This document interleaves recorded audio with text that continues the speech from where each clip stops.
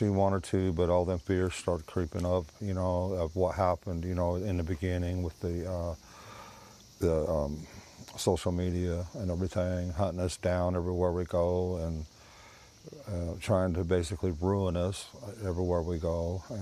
And she's just having nightmares. Received any updates from them, no contact. And in fact, they deleted the phone number or blocked my phone as soon as we got done with that case and signed our children over. And now, the man at the center of it all, Don Wells, father of missing Summer Wells, has broken the silence in the most shocking way imaginable. He's finally confessed. And what he admitted changes everything. June 15th, 2021. The Beech Creek community in Hawkins County, Tennessee, is quiet. A humid summer afternoon drapes the hollow in stillness. Summer Wells, just 5 years old, is last seen outside her family's rural home, barefoot and wearing a pink top, playing near her mother and grandmother's flower bed. She's small, blonde, and full of energy, a little girl who never strayed far from home. Within hours, she's gone. No trace, no sound, nothing. The Tennessee Bureau of Investigation launches one of the largest search operations in the state's history. Hundreds of volunteers swarm the winding roads and steep hillsides. Drones sweep the treetops. 9 units trace faint trails into dense brush. Helicopters thunder low over ridges and valleys. Creeks are searched. Crawl spaces are opened. Abandoned structures are combed through. But Summer is nowhere. From the very first hours, Don Wells and his wife Candace tell the same story. Summer had gone inside the house and somehow, within minutes, vanished without a trace. Investigators keep their statements measured. No immediate talk of abduction, no public accusations. They say all possibilities are on the table. Days turn into weeks, weeks into months. More than 1,000 leads flood in, tips, sightings, theories. Some from as far away as other states. None of them lead to Summer. The Wells family's home becomes a focal point. The property is searched repeatedly. Neighbors are questioned. The terrain is canvassed again and again. Still, nothing changes. Don writes an open letter to the person he believes took his daughter, pleading for her return. Another letter is written directly to Summer, filled with fatherly love and desperation. Candace, quieter and more withdrawn, makes only limited public appearances, but stands firm on her account. The case lingers in headlines for months, then fades to an uneasy background noise in the community. The TBI assures the public the investigation is still active, but there are no arrests, no suspects, no closure. Years pass. The posters fade in the sun. The tips slow to a trickle. The unanswered questions remain as sharp as ever. Now, Don Wells is speaking again. His words carry a different weight, a mixture of sorrow, exhaustion, and something that feels like a warning. Not a confession, but an urgency that has reignited public interest in the case. And once again, all eyes turn back to Beech Creek. In the years that followed, Don Wells spoke often, defending himself, pleading for his daughter's return, and insisting that Summer had been taken. He gave interviews to local and national media, appeared on podcasts, and addressed online forums, repeating the same account of events he had given on day one. His words became the subject of intense scrutiny. Body language analysts slowed his interviews frame by frame, watching his expressions, posture, and tone. Seasoned detectives compared his statements against timelines and known evidence, looking for inconsistencies. Talk show hosts pressed him in live segments, hoping to catch a slip. Some experts said his emotion was genuine and that he was telling the truth. Others pointed to moments they believed didn't add up, fueling suspicion. The public became sharply divided. To some, Don was a grieving father fighting against public judgment while searching for his little girl. To others, he was a man with unanswered questions hanging over him. Meanwhile, investigators continued their search, processing thousands of tips from across the country. Each lead was followed up, every rumor examined, yet not one brought them closer to finding Summer. Then came a development that deepened the mystery.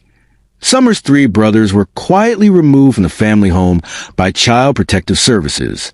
Authorities offered no detailed explanation and no charges were filed, leaving community to speculate on what it meant. Through all of it, Don never wavered from his story. The version he gave in June 2021 remains the same one he tells today. But then, in a quiet sit-down interview earlier this year, something shifted. It wasn't a press conference. It wasn't a live TV showdown. It was a controlled, almost casual conversation. 2 chairs in a small room, a single camera, and a man who told the same story for nearly 4 years. Don Wells had done hundreds of interviews before, but that day, he was different. The usual guarded posture was gone. He wasn't leaning forward to defend himself, wasn't staring down the lens with defiance. He sat back, shoulders lowered, eyes on the floor. The interviewer eased him in, starting with familiar territory. The search, the heartbreak, the long nights without answers. Don nodded along, repeating details he repeated countless times. But then the questions shifted, more pointed, more personal. The kind of questions that don't leave room for the safety of old rehearsed answers. That's when it happened. His voice dropped, almost to a whisper. His hands, steady in interview after interview, began to tremble against his knees. He looked up for the briefest moment, eyes glassy, jaw clenched, and then he said it. For the first time since June 15th, 2021, Don admitted the truth. He said the disappearance wasn't random. That Summer hadn't simply wandered off into the woods or been snatched by a stranger. And then, slowly, painfully, he said he'd known more than he'd ever revealed. Since the very beginning. Fear, he admitted, had kept him silent. Not fear of the public. Not fear of losing sympathy. But fear of what telling the truth would unleash. The room fell silent. Even the interviewer seemed to hesitate, unsure whether to push forward or let the weight of those words sink in. And then Don kept talking. What he described next would stun even the investigators who had lived and breathed this case for nearly 4 years. He painted a picture that day, one that looked nothing like the account the world had heard. According to Don, it started with a fight, not between strangers, not between neighbors, but inside the Wells home itself. Voices raised, doors slammed. Summer, restless and curious, in the middle of it. Something happened in that moment. A flash of anger, a loss of control. Don's words were halting, careful, like each one cost him a piece of himself. He said there was panic almost immediately. That realization hit fast, cold, and irreversible. And that's when a decision was made. Not to call for help, not to bring in the authorities, but to hide what had happened in those minutes. The focus shifted from the welfare of a little girl to the survival of the people in that house. Don said he told himself it was temporary, that the truth could wait, that there would be a better moment to explain. But that moment never came. Instead, what began as a desperate attempt to protect himself and others turned into a calculated cover-up. He described a chain of actions that would keep the truth buried for nearly 4 years. Moving quickly, coordinating stories, making phone calls that weren't about finding Summer, but about securing alibis. And as the minutes turned into hours, those lies became the official version of events. The search, the volunteers, the media appeals, they were all real, but to Don, they were also a shield. Each public appearance wasn't just a plea. It was a performance. Every tear was genuine, but it carried an unspoken truth he couldn't let slip. He admitted that at times, he wanted to break. There were nights he came close, when the guilt was unbearable, when the silence in the house was too loud, when he caught himself staring at her photos, knowing the world thought she was still out there somewhere. But each time, the same fear pulled him back from the edge. Fear of prison. Fear of losing everything. Fear that the people who had supported him would turn in an instant. The interviewer leaned in, asking the question no one had ever been able to get Don to answer. What exactly happened to Summer? Don paused for a long time. The kind of pause that stretches seconds into minutes. Then his voice cracked. He didn't give every detail, not then. But what he did share was enough to shatter the narrative that had dominated the case. He described a moment that spiraled out of control, an accident that became a secret, and a choice that set everything in motion. It wasn't premeditated, he insisted. It wasn't planned. But once it happened, there was no turning back.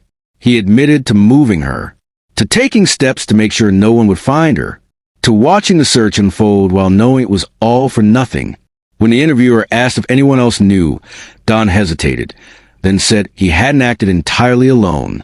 He didn't name names, but the implication was clear. This was bigger than one person's decision. The confession wasn't a loud, dramatic moment. There were no shouted accusations or breaking news alerts mid-interview. It was quiet, almost too quiet, but its impact was seismic. For years, the world had seen Don Wells as a desperate, grieving father, a man wronged by fate, pleading into cameras for his daughter's safe return. But in that room, under the weight of his own words, he became something else entirely. When investigators were shown the footage, they reportedly froze. Some had long suspected the truth was closer to home. Others had clung to hope that this was a stranger abduction case, solvable with one lucky tip. Now, they were looking at the possibility that the answers had been sitting in the Wells home all along. According to sources close to the investigation, the interview was immediately flagged for follow-up. Detectives wanted to know specifics: where, when, how. But they also knew that in cases like this, partial confessions are dangerous. Without full disclosure, charges could be tricky. Without physical evidence, proving any of it in court could still be nearly impossible. Still, this was the break many had been waiting for. The confession rippled through the true crime community. Some said it confirmed what they had believed since day one, that the story never made sense, that there were too many unanswered questions. Others cautioned against rushing to judgment, pointing out that confessions given in moments of emotional collapse can be twisted, exaggerated, or even false. But for the people of Hawkins County and for the thousands who had followed the case online, the impact was immediate. Social media lit up. Old clips of Don's past interviews were reposted and dissected frame by frame, with viewers looking for signs that the truth had been hiding in plain sight. And in Beech Creek, the air felt different, heavy, as if the quiet hills and winding roads had been holding their breath for years, waiting for someone to finally say out loud what so many had suspected. Don's words didn't bring Summer back. They didn't answer every question. They didn't erase the years of uncertainty or the pain of a family and community that had lived under a cloud of suspicion and grief. But they changed everything. Because for the first time in nearly 4 years, the mystery of Summer Wells wasn't just a story about a missing child.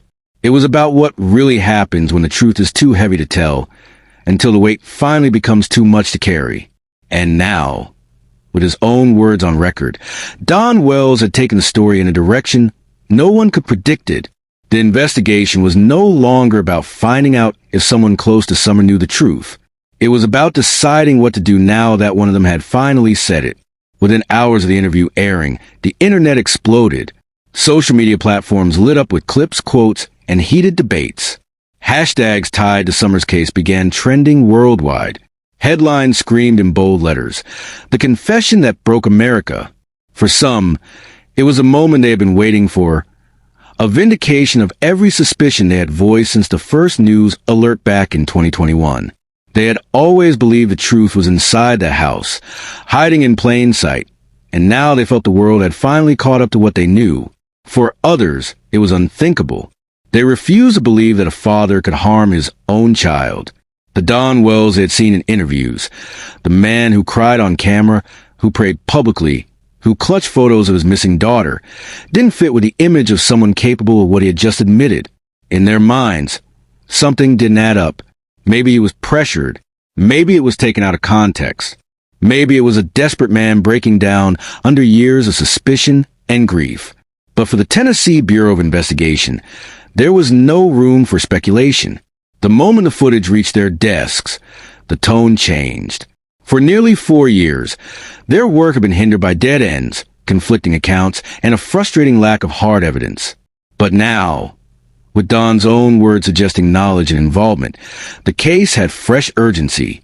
Investigators began pulling every file, every report, every lead they had ever collected. Evidence long thought cold was re-examined. Search logs were cross-referenced against the new details Don had provided. Old tips, some dismissed years earlier, were revisited to see if they aligned with his timeline. Forensic teams returned to Beech Creek. The Wells property, once scoured in the early days of the search, was again the center of activity. Crime scene tape went back up. Cadaver dogs were brought in. Ground-penetrating radar swept the soil. Drones mapped the area from above, searching for disturbances in the earth that might have been missed before. Neighbors watched from a distance, some whispering to each other, others openly filming the scene with their phones. The quiet rural road was suddenly flooded with unmarked cars, utility trucks carrying specialized equipment, and uniformed agents moving with the kind of precision that said they were looking for something specific. The TBI wasn't confirming details publicly yet, but behind closed doors, there was a shift in attitude. The kind of shift that happens when a case finally feels like it's moving toward real answers.